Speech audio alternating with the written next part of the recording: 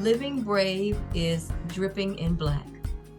Black excellence, love, unity, uplifting other people, and genuinely wanting to see them win is dripping in black.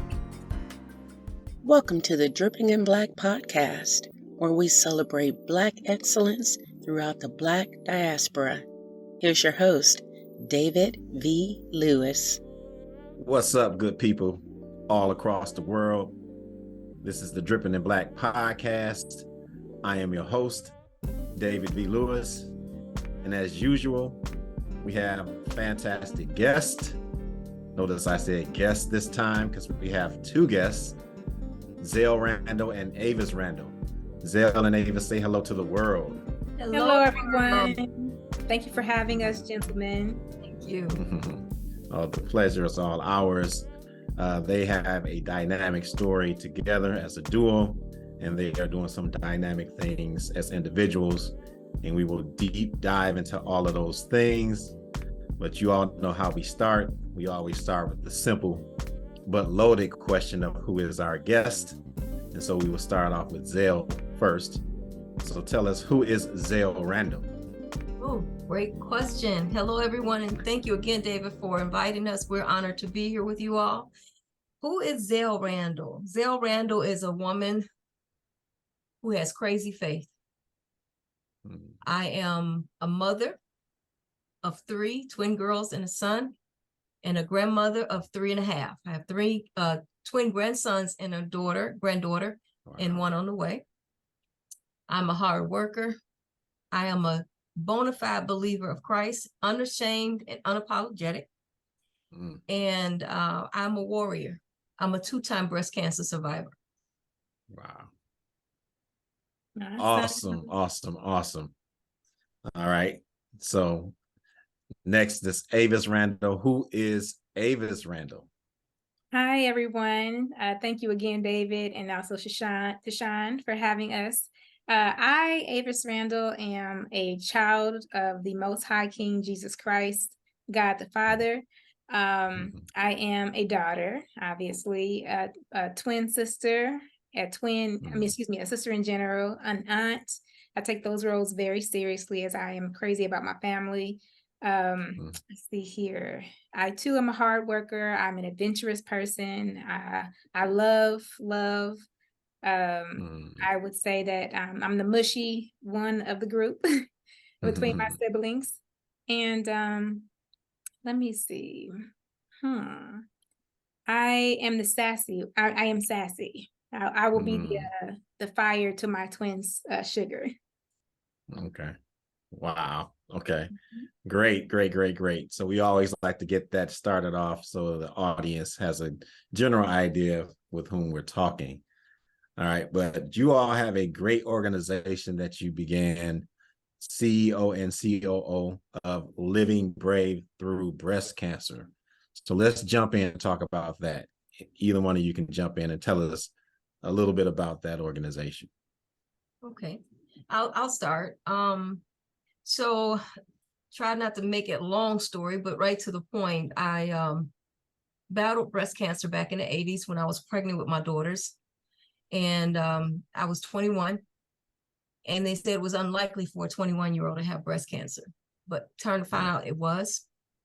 But they couldn't do anything for me because I was pregnant. So I had to wait until after I gave birth to my daughters. And in the midst of giving birth, I ended up having a stroke. They call them TIAs, mini strokes, and 2 of them actually, 2 months apart each other, and eventually had the lumpectomy.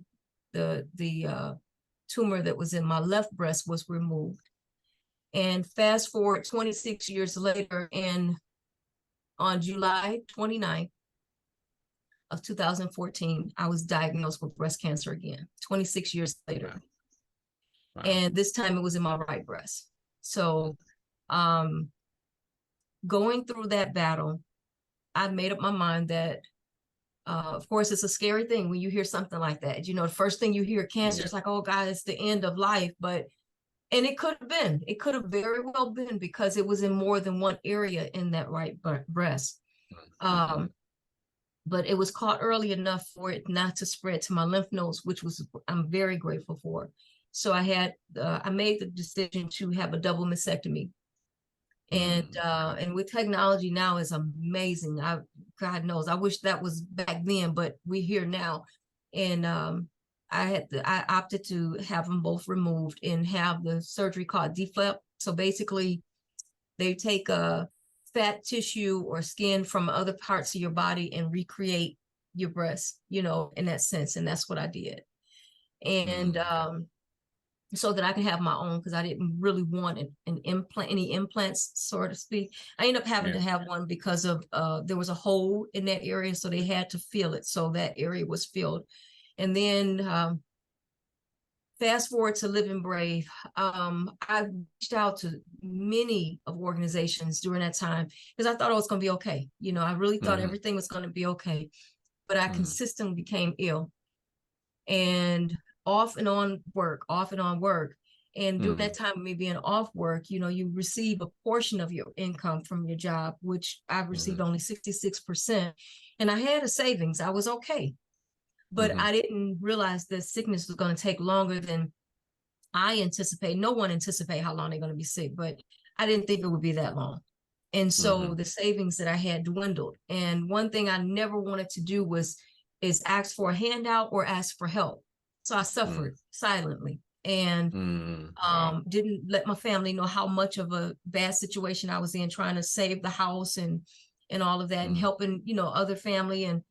And so I reached out to other organizations and I was turned away. Actually, I was told that you make enough money, we can't help you. These are for people that's really suffering, that have no job and so forth. So I wondered how many more people are out here dealing with breast cancer, particularly because that's what I was dealing with. Not to say just cancer, but breast cancer in particular, that was living good, had your savings, doing everything that's supposed to be done. And then a situation turned in your life, and then you faced with, how do I deal with, what I have in front of me? And yet reach for help. You don't, you make too much to go on public assistance, but not enough to survive. And then you're trying to save what you have. And so they turned me away, and I didn't like that. And I said, if I get through this, if the Lord blessed me to get through this, I want to help somebody. And so I'll never forget this, one particular evening, I cried out to the Lord like 2 o'clock in the morning because I couldn't sleep. I couldn't lay in the bed. I had to lay in a recliner for 3 years, pretty much. During that time of surgery, I couldn't lay flat. And I said, Lord, if you bless me to make it through this, let me know what my purpose is, because I don't want to live like this. This is not comfortable for me. So if you truly have a purpose for me, then direct my path so that I'll know where to go.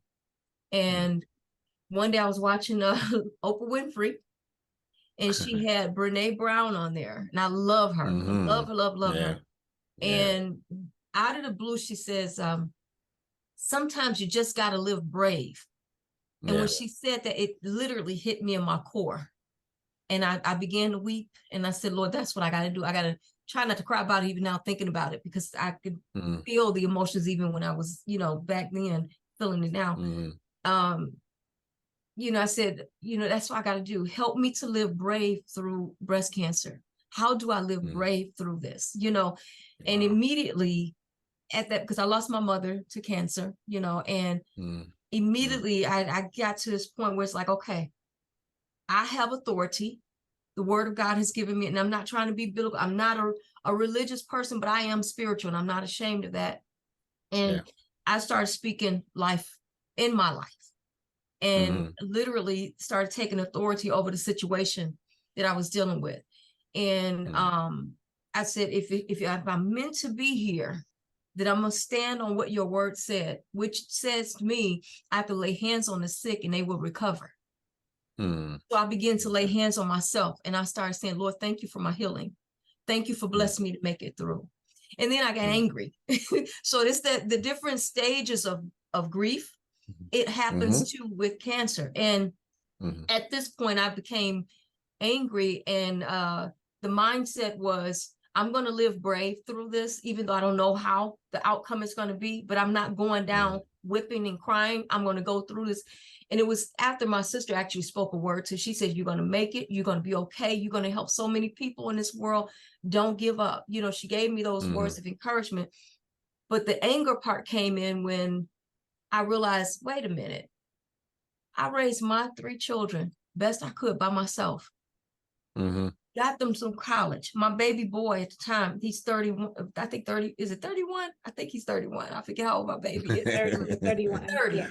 And you know, I said, here it is. I have an opportunity to see my children get through this time of life and cross over the threshold into a career that I wanted them to have, you know, education and everything.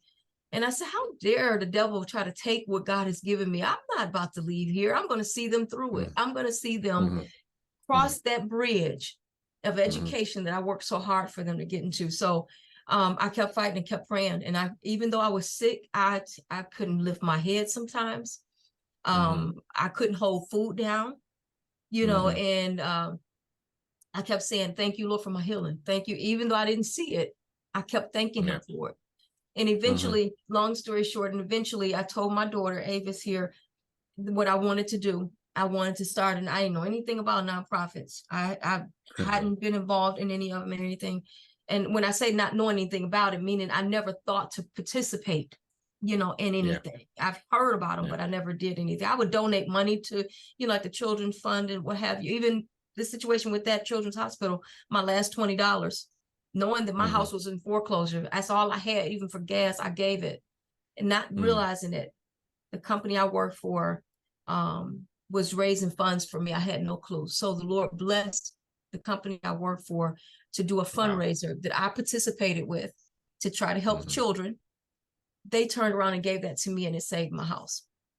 So afterwards, I told my daughter about it. I said, how many more women out here, or men for that matter, because men could get breast cancer too, are suffering silently, not knowing or wanting rather to go and ask for help and yet need it, you know, and feel shamed that they don't have the means to make an end, so to speak. And I told her about it. And she said, well, Mom, let's do it. I said, I don't have the money to get started. She said, I will front you the money. We're going to do this. We're going to do this, get the paperwork together. And I reached out to a cousin who was an attorney that referred me to patent attorney and trademark and what have you, and got everything organized like it was supposed to. Got my paperwork together for the state and federal, you know, and now here we are. And we are celebrating this year in October our 6 years for Living Brave through Breast Cancer's organization. Yeah. Awesome. If I could give a round of applause, I would stand to do that. Just an awesome story.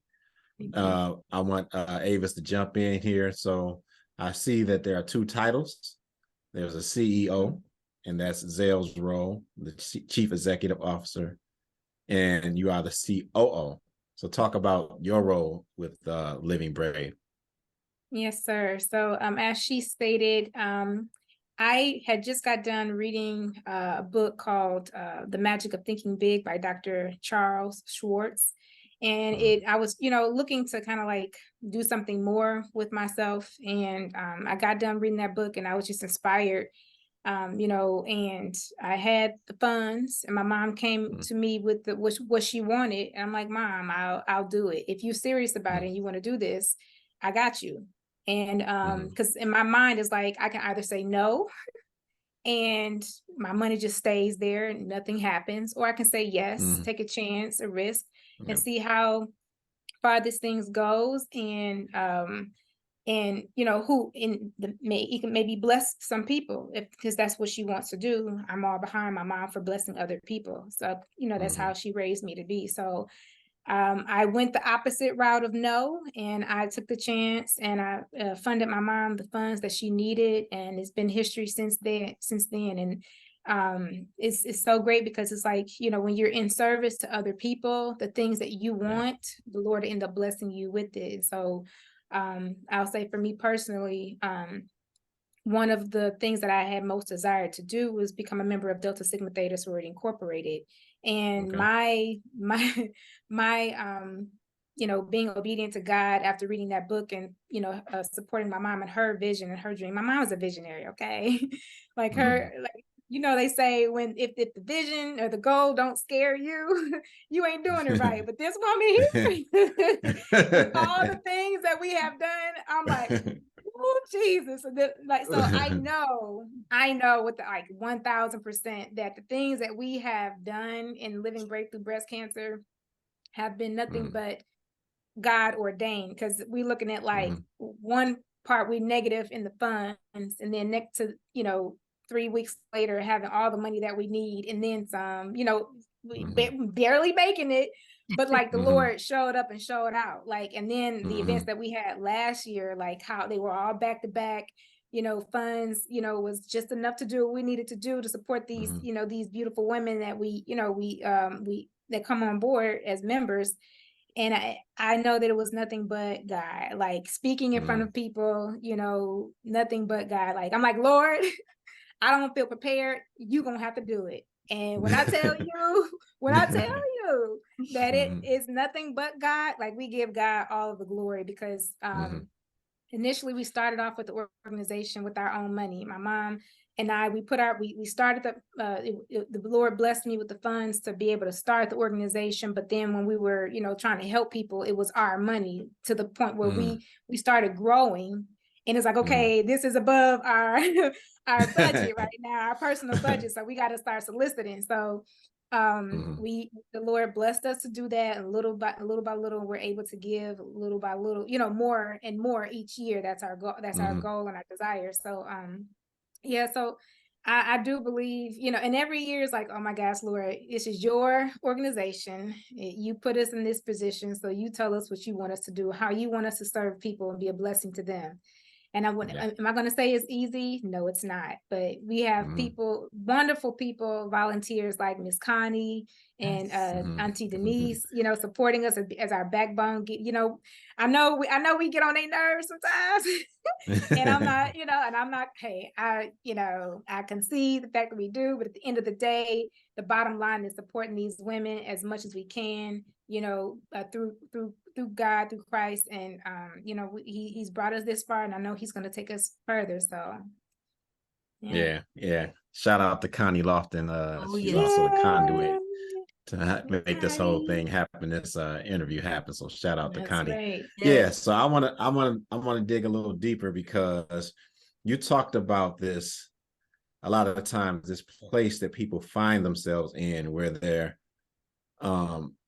they've done a lot of things right financially. Something happens. They're not poor enough to get assistance, but they're not wealthy enough to handle what's happened to them. Right. And so you've created this organization to fill that void for other people. Is that in essence what Living Breakthrough Breast Cancer does for people? Yes and no. So it's more than one aspect. So yes, the short answer to your question is yes. Okay. And so what we do is we provide services such as support. If a woman has had surgery and need assistance in home, like bathing, food, just to sit and listen to, just to talk or not talk at all, just sit there, just to be there with them. Then we do what we need to do. We'll go in the home and we'll sit with them. We'll help them out. We'll bathe them. We'll cook for them, or gather up food together and have it delivered. I've had one of my dear friends. She's no longer with us. She received her wings. That was very hard for me. Very, very, very hard, difficult. Because I got a chance to see her the day before she left. Right after I left that night, around 8 o'clock, I believe it was, 12 o'clock, she was gone. And so we gathered up, all of us put monies together, and had throughout the week before she passed away, we would send food over there, for she and her husband. They had 5 children. And so we would help in means like that. And then for our early detection awareness event, when we do fundraisers and stuff like that, that is to support the different programs that we provide for them. So it's more than just the monies to the means of helping. Is the sisterhood that's associated with that. It's the home care that we provide for them. as support, and then if it comes to a point where there's a financial situation is at hand, then we support where we can, even with that, so the whole moral is to know that you're not alone in this fight, that you don't have to know someone or grow up with someone or have had a relationship personally with someone to receive the support. So we call it we're family of families. We're fighters, survivors, caregivers, supporters, and strangers. Everybody come together as one to become a family of families. And I take that wording from my pastor, because he says that we're a family of families, and we are, because everyone is affected by cancer in some form of a way.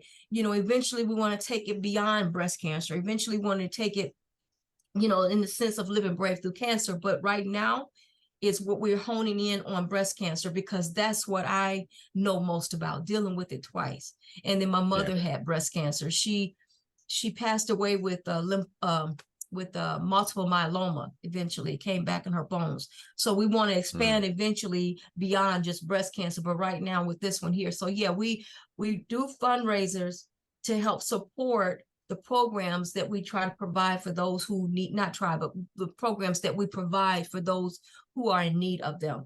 And our organization is based off of referrals. So, if you have a family member, we only can help 5 people a year. Eventually we want to take it beyond that, and my ultimate goal, David, is my dream, which I'm praying that the Lord will bless that to happen, is to take these ladies. I tell them we get a total committed 25 members. I want to take them to an island, and I want them to just run wild with peace, in a sense, just relax, take their significant other, I'm sorry, I love children, but leave the babies at home and just relax. It's So the peace part. It's the peace part. That's it. There you go. Right. Good. So that's eventually that's what I do plan on. We're going to work on some program where we can hopefully, maybe Delta, I don't know, maybe they'll hear this, interview, and sponsor us a trip to Bahamas somewhere. That's my dream trip. And I'm sure a lot of people have been at Bahamas, but I've never been. And I want that to be our first designated area to go, because I was going to actually go to Bahamas before I was diagnosed. And then when I got sick and had to wait, I had planned on going afterwards to go and see Dr. Miles Monroe. And it didn't happen because he passed away in the airplane. So, but I do want to go. Yeah. And take so we're going to bookmark that, because I'm going to come back around to that. I want to jump the detection awareness event that you all do. So what year is it in? What year will it be in this year? We're kind of talk about that. Okay, great. Yes, sir. We are 6 years in. It's like blowing my mind on this. So we have an early detection awareness event every October, the 3rd Saturday in October. And we host that at the Marriott Hotel in Southfield. I'm sorry, not the Marriott. It was part of the Marriott, but it's the Western Hotel. Western Hotel under Marriott. And it's off of Northwestern Highway. And so we provide educational symposium is what it is. This year, I'm really excited about, and I actually would like to turn that over to Avis, because she is over the programming, in that sense, and she could give more details of what we are planning this year to provide the community, the breast cancer community, and others. Okay. So yes, so we are doing our early detection awareness event at the Westin Hotel, October 21st. That is a Saturday. And we're going to have a mammography bus there, so people can, and there's no waiting list. You come and you can get a breast exam done. And we're looking forward to that, because, with COVID, we had basically been waiting years for, to be able to get that piece of our organization, for the community. So it's free for the community. And so we want everyone to come out, men and women, because we educate, we have guests physician guests. We have mental health guests speak on it. We do a forum, for the women that are coming on board, just speaking with them, allowing their voices to be, a tool to the community about what to look for, what they did, how they found it, how they've gotten through it, what they can expect moving forward. So we just want to educate the community because it's early detection saves lives. And last year we were blessed to have the founder of our SoftView, Delphinus SoftView mammography machine. So it's like a non-invasive way, mammogram for women to get their breast looked at, because you can't tell the differences when the breast is dense. You can't tell the difference between cancer and breast density. So that SoftView machine is a 3D machine that engulfs around the breast. It's like I said, it's non-invasive, and it's it allows the radiologist to be able to determine, very clearly in 3D form what's the difference between dense breast and cancer, because women with dense breasts are more likely to end up missing the cancer. So and a lot of women find the cancer by doing their own self-examination. So it's important to be an advocate. So we talk about all those things. We have people who are, if we had a physical therapist, because, people get lymphoma in their, once they have breast cancer and they get the surgeries, and their lymph nodes start to swell, we have physical therapists to be able to talk about like what's that about and what you can do to alleviate some of the pain. So we had a great selection last year. And we're looking forward to having a great selection this year, always looking to do something different. So in addition, so before that, on that Friday, so I'm a backtrack. August 15th, we're planning to have our annual Bowling for Boobs, Battle of the Sexes Bowling for Boobs game. Yes, sir. Yes, sir. So we always like to do Battle of the Sexes. Dripping and Black will be there. Oh yeah. Oh yeah. Awesome. So and just early, I'm gonna tell you whatever team I'm on, we're winning. So that means the men are gonna win. Get the so hat we got for a challenge. We got a challenge. Okay. Oh, it's going down. You're gonna have to bring it. You're talking all this junk. You're gonna have to bring it, sir. So yeah, well, the men fortunately won last time. Won last year. The guys. Yeah, the women have to claim their, the title. We had some great women last year, so it's just by a hair, But so yes, please come, bring the family. Maybe y'all don't. Maybe I should just spectate. If y'all already lost and I wasn't there. Oh wow. I mean, maybe I should just spectate. I need you to put the money where the mouth is. Come on with it.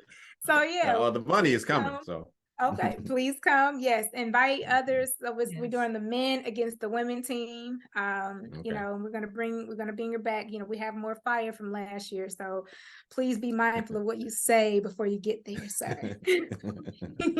Just say it. Okay. But so the bowling event precedes we're planning on it precedes a week in advance of the actual event, and then the day before, I'm going to give more details on that, so you can let your guests know where we're going to be having it. But as far as our other event, we are looking to have our second annual poetry comedy slam. That was an amazing event last year. We sold out, packed the house in the at the hotel.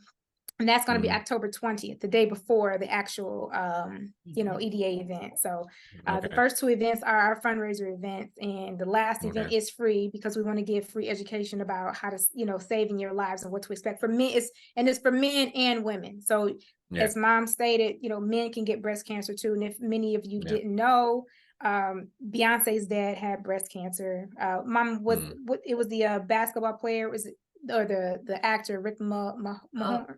Rick Mahorn is a basketball player. Yeah, he's a basketball. So it wasn't him. It was Richard Roundtree. Richard Roundtree. He had breast cancer back in the 70s. Yeah. Yes, I get the names mixed up because I did read Richard Roundtree. Yeah. Okay, so yes, Shaft. So men can get breast cancer too. So it's great for you guys to come and get educated. And we don't just support women, we support men as well. So like Mom said, it's by referral only. If if there's a man who has breast cancer and who's struggling financially, who needs the support, like please let us know so that we can, affirm, so we can support him. Yeah. Awesome. Awesome. All right. So I want to ask a few more things. So you all been doing this for 6 years.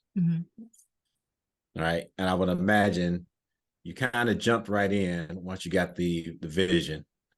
Right. Yes. But you're 6 years in now. At 6 years in, if you can go back and talk to when you first started, the Zell who first started and the Avis who first started, what's some advice you would give them? Which one want to go first? You want to go first, Avis, or you want me to take it? You can go first, Mike, because you're the visionary of it all. So what would I tell her? That's a great question. I've never even thought to answer how to answer that. It is. I would tell her, be patient.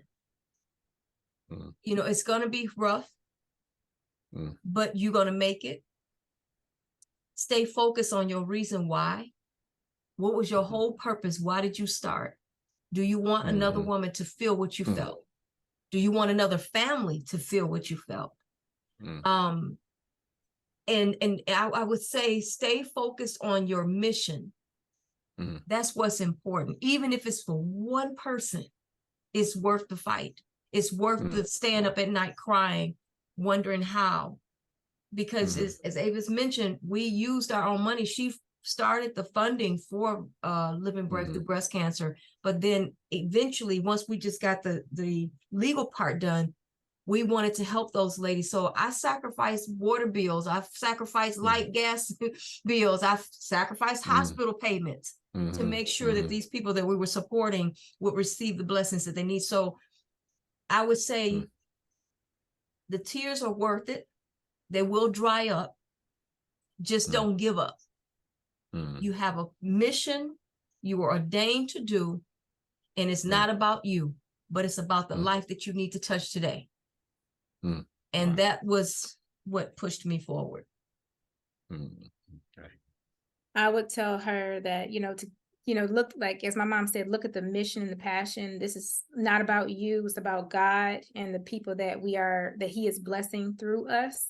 So everything is going to be okay because God is with us. And as long as we keep God with us, we'll continue to move forward and be able to bless more people.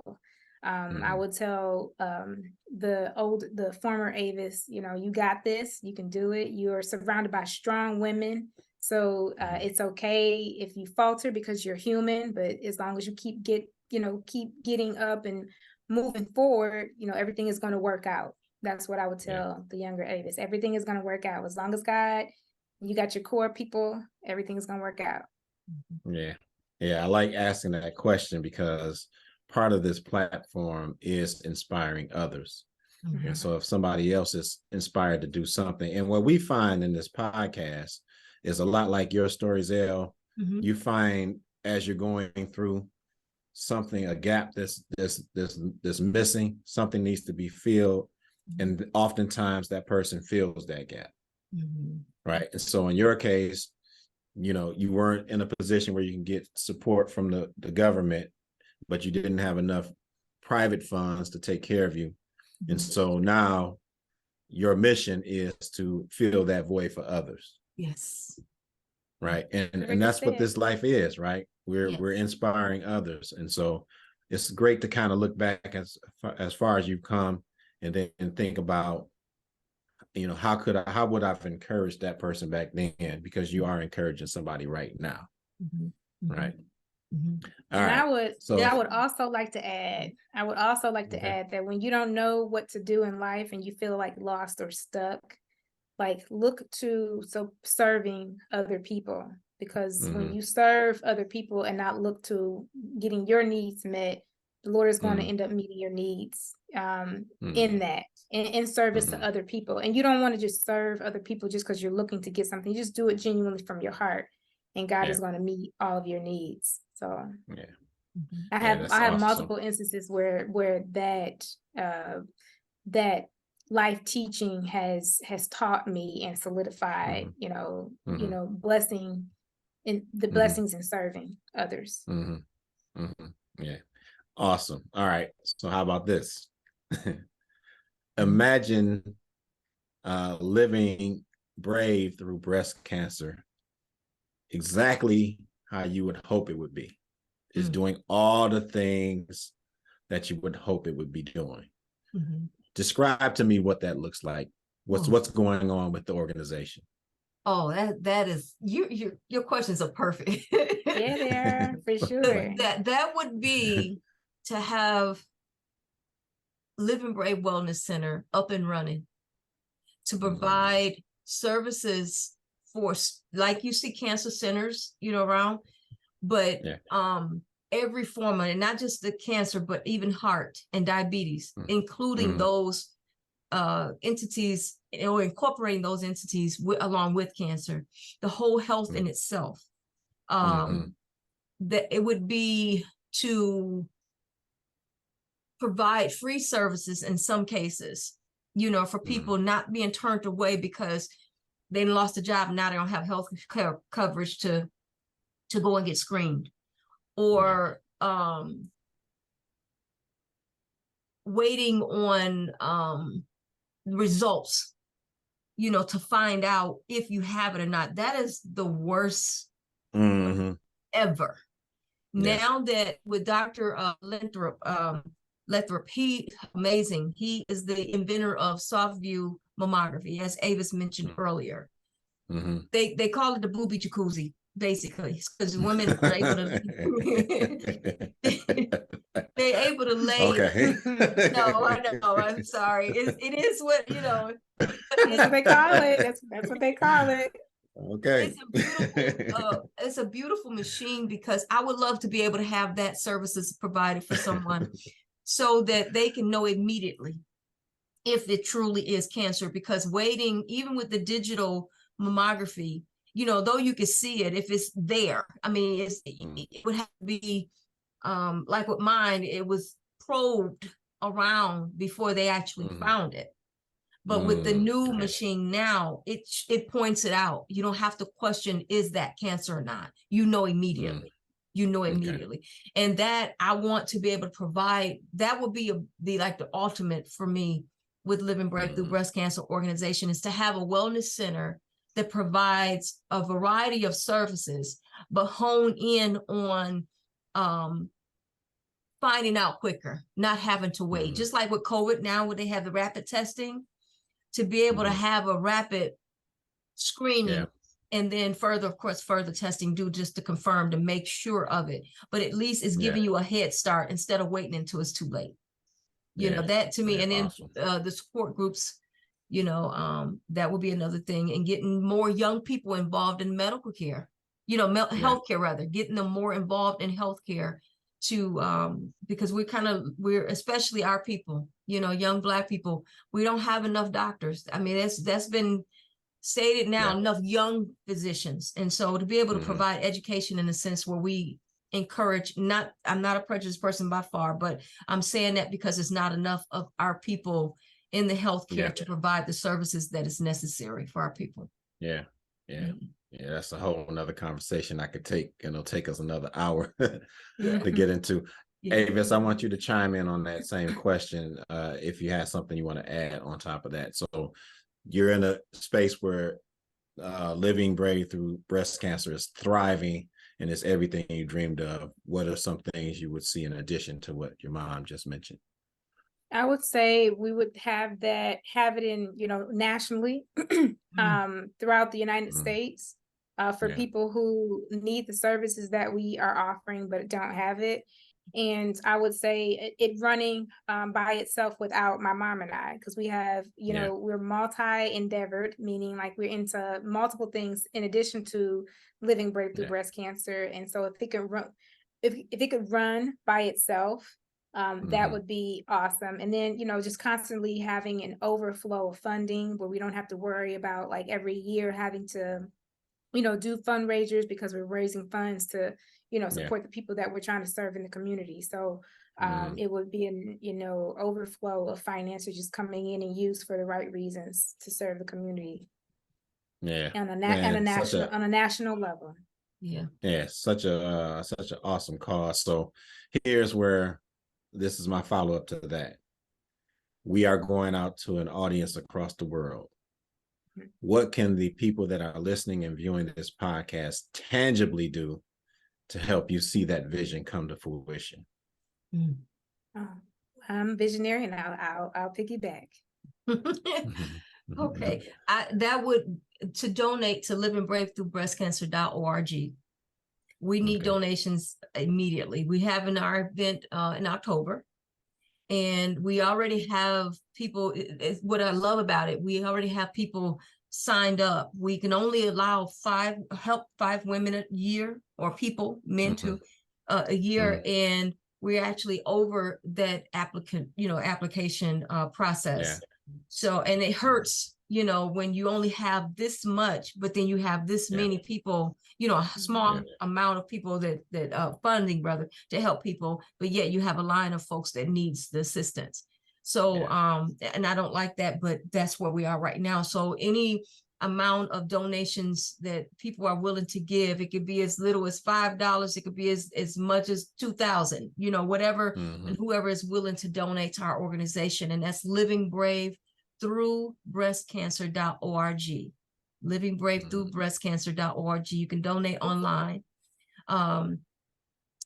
I would let's see what else. Also come to our events, having presence of people there, the supporters, the fighters, the caregivers, those who have been affected by cancer in some form of a way, whether they've been through a friend or just heard about somebody having it, having you there, to be in attendance at our events would be great. We have, like I said, Avis mentioned earlier, we sold out last year for our comedy. I want to be able to do that again. We're looking for volunteers that's willing to join us for that event and for the comedy and the poetry. We're looking for people that's willing to perform. So we're calling out for that. So if there's anyone on here that will be willing to join and partner with us, please give us a call. The phone number is 248-212-0888. Or again, you can also send us an email through livingbrave-through-breastcancer.org. We are looking for volunteers to support us in that, in the sense of partnering performance. So if you know it, clean comedy and clean poetry, because I do need to specify that, because we have some people that take it to another level. This is all, it's not a holier than thou. We want fun, but we want it to be the right type of fun, though. Absolutely. And so basically, we need donations. If anybody is willing to donate, that would be a great thing. We're trying to, or our goal rather, is to eventually have an endowment where we won't have to continue to request, fundraising every year, because that in itself, to be honest, David, it can be very daunting and tasking, and it can be stressful, because you have to wait to see if people are willing to sponsor us. You could submit the applications, you could submit the forms, or the requests, but there's no guarantee that they'll come through. And me, as being a mom, the mom hat rolls in. And it's like, when you have me raising my children, you have to do what you have to do to make it happen if you have to work two jobs, so absolutely. That's where, I don't want to have to keep worrying about that every year. I want to be able to, it would be nice rather for those who are listening to partner with Living Brave Through Breast Cancer's organization and donate and assist us in that area, and come and see where your money is going. This is the thing I want people to know, that you're not just donating. There's a lot of people I don't understand why folks say, well, breast cancer is not a big deal. It's a big deal when you're dealing with it. Okay. It's a big deal when you're dealing with it. No question. And so I want folks to be able to meet the people that they're supporting. And you'll be surprised when those folks come in and actually shake hands with that individual and saying, hey, I donated, I support you. The look on the women's face, oh my God, that is the ultimate, joy out of this, because you get the chance to actually mingle and meet the people who you are supporting. Your money is not going to waste. It's not for us, it's for them. It's and for hear their programs stories associated with the organization that we're trying to build, because eventually the other part to that question you asked about what else I see to it is to actually have a home health service where it's not just me going to that person's house taking care of them, but a group of people who are going to support them in that way. Yeah. So yeah. Yeah. Avis, do you have anything you want to add to that? Right. So what can people tangibly do to help you achieve that vision of where you want this organization to go? In addition to having funding, we would like to have an abundance of resources that we can be able to. So, like we were blessed to have resources of physical therapy through Oakland University last year. So to be able, when one of our members say, "This hurts me and this is what I'm going through," I don't like being helpless. I want to be able to have resources that I didn't know about through sharing, to say, hey, this person connected me to this entity. I want to connect you to receive whatever service you need for the well-being of your body, ongoing of sharing of resources and services that we can share with our women. And then just keeping in mind that we are servicing people who may not have the most of funding. So being able to make it accessible to them, Right. So that's what I would say. Funding and resources and volunteering your time. Again, like that's huge, because if it weren't for Miss Connie, Auntie Denise, and the women that we have thus far, it would be very hard, to continue to manage. And we want to be able to break away.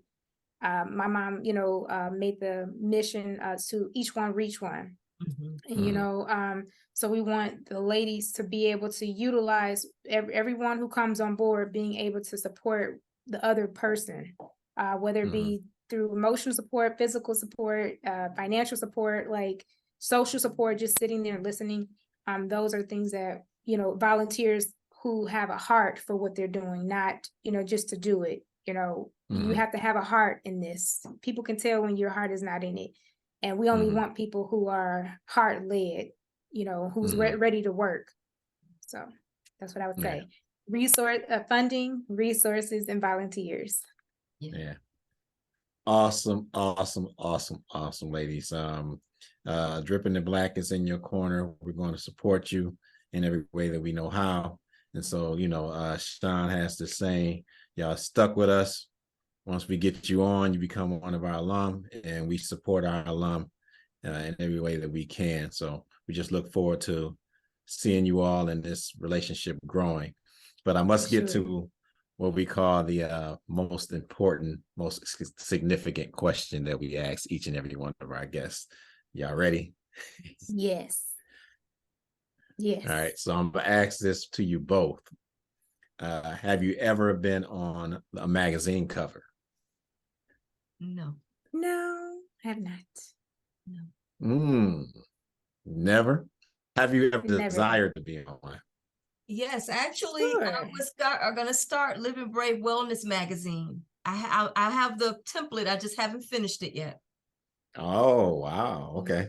Yeah. That's something to look forward to.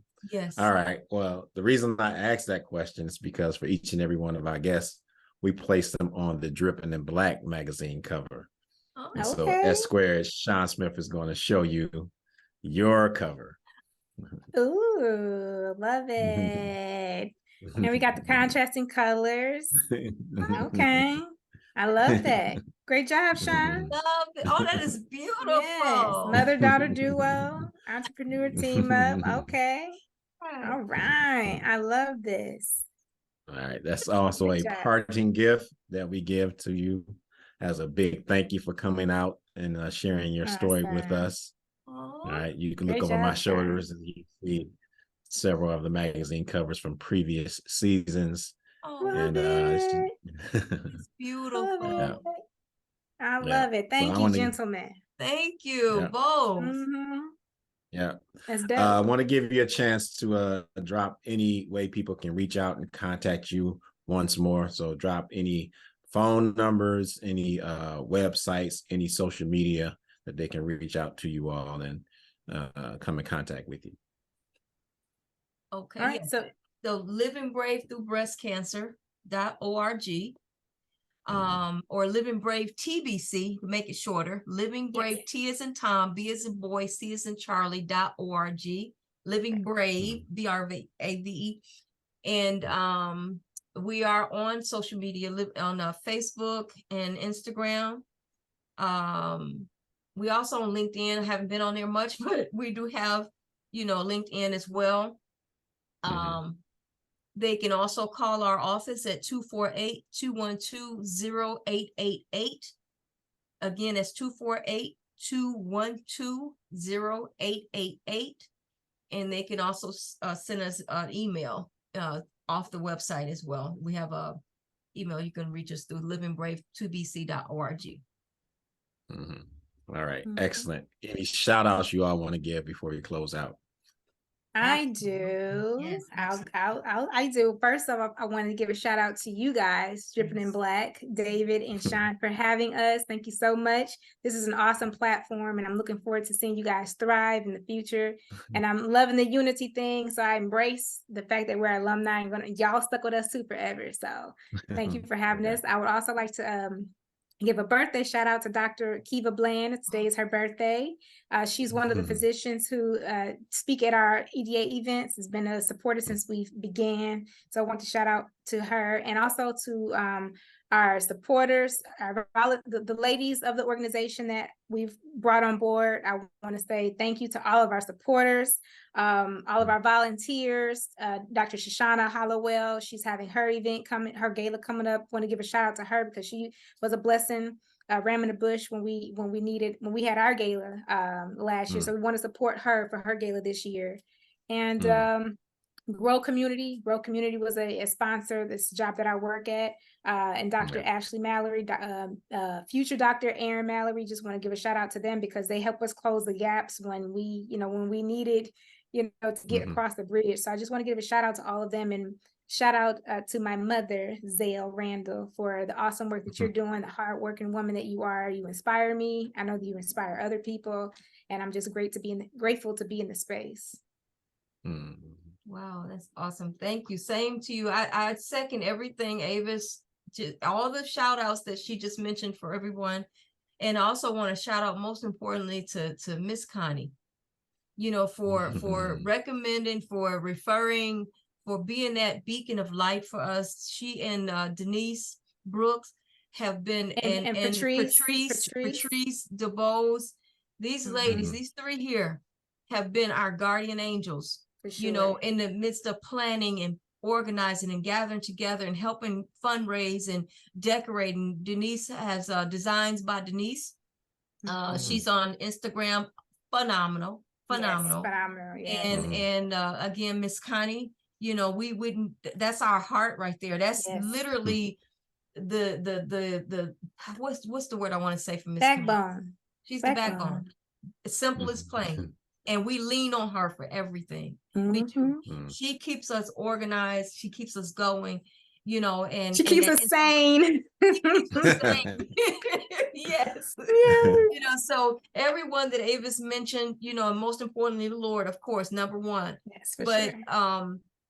I just, everything. And Patrice DeBose came. Gotta give her another shout out because she helped us close the gap too. She got us across that line. Yes. When we couldn't get beyond, when we did our gala last year, she got us where we needed to. And again, like she said, Ashley and Aaron Mallory, the doctors, Dr. Mallory's, the doctors pulled us through, and all the supporters, the people that donated. Steve Lalanti, he has his own organization in New York. And he has sent funding every year. Every month rather, he donates $50 to the organization to try to support along the way. So a lot of people, everybody, I don't want to belabor, but again, you guys, thank you so much for this opportunity. And all the supporters, our sister survivors who are sticking with me to carry on this vision to help this world of people who are dealing with cancer. and our community citizens who share our events to, to blast it out to the community. So we couldn't do this without God and without you all. So we are deeply and sincerely appreciative. Chief Barron, let me not forget about the chief. Oh my gosh, Chief Oh my Barron. God. And the mayor That's how of you Southfield. and Mayor, yes. Mayor Oh my Cyber. gosh. I'm sorry. Yes, great call. Can't forget them. Yes.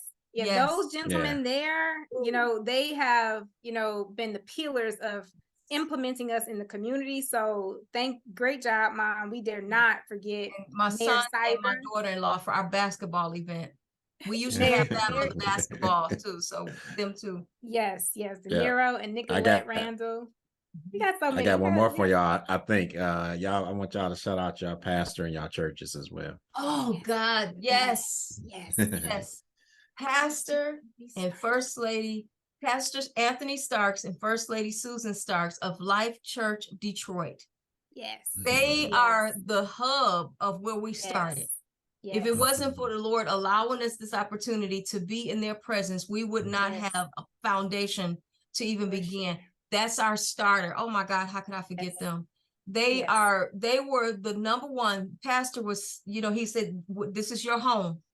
And that Life Church Detroit on Livernois and Davison is where we started. Where Living Brave Through Breast Cancer got its start. And so I would be remiss not to mention my pastor. Yes. He lost his mom to breast cancer last year. Yes. And we honored her at our gala.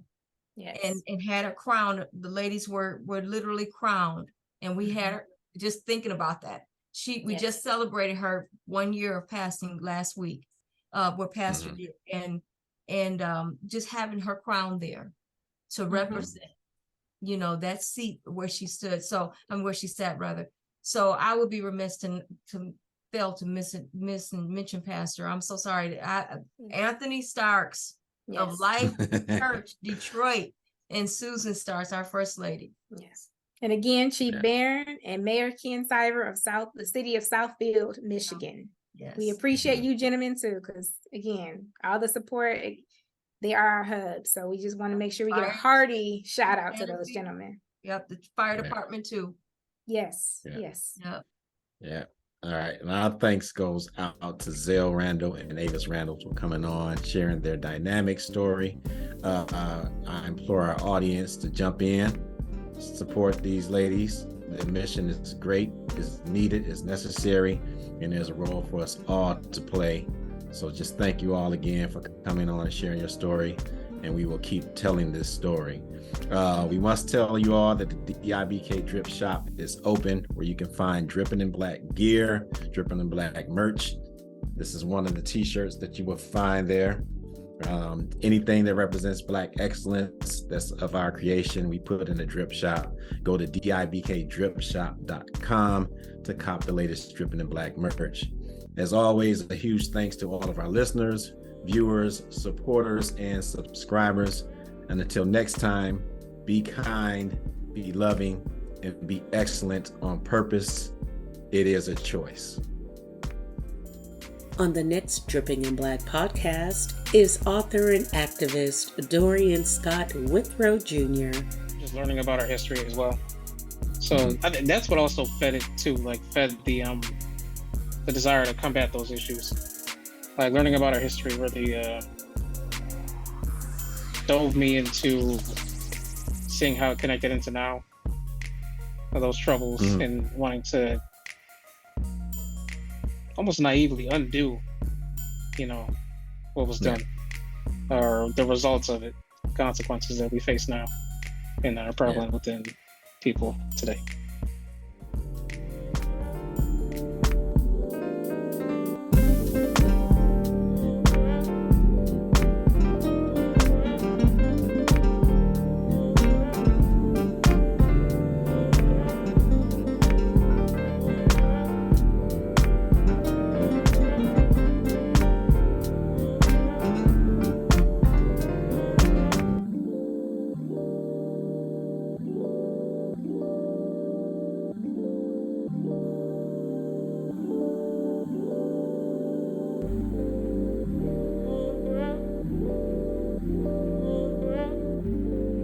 You have just experienced a Dripping in Black production.